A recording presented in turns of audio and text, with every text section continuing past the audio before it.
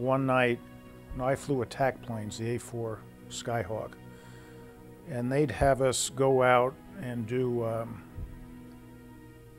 play bogey so the CIC could vector the fighters and everything. I was out about 180 miles from the carrier one night by myself at about 20,000 feet when an object showed up on my left side. And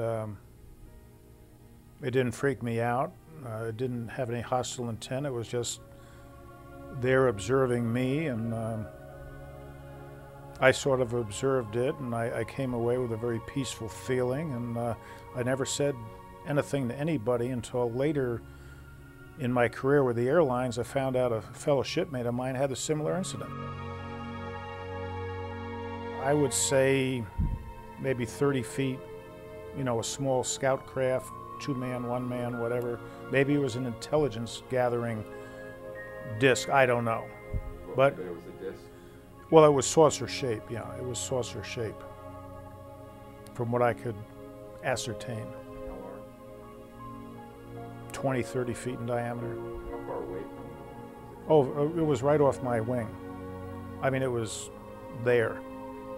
I could feel its presence.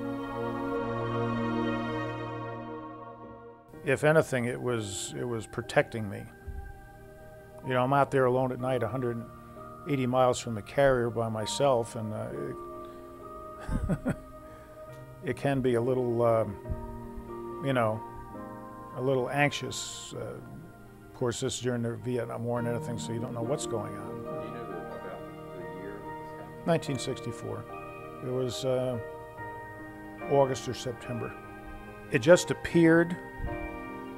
I mean, I'm there alone, and all of a sudden I'm aware of something, and I look out, and here it is. And after observing it and having this close encounter on whatever level was taking place, then it just sort of disappeared. It dematerialized. Like a black shape in the black night. There were no lights or anything. It was no lights, but there was a form. There was a form. I suppose if there had been lights, it might have created an anxiety which maybe whomever was there didn't want me to experience at the time. I mean, I was, what, 24 at the time. There were events over the course of my career where I observed classic saucer-shaped, cigar-shaped objects, places over military installations, White Sands, Albuquerque.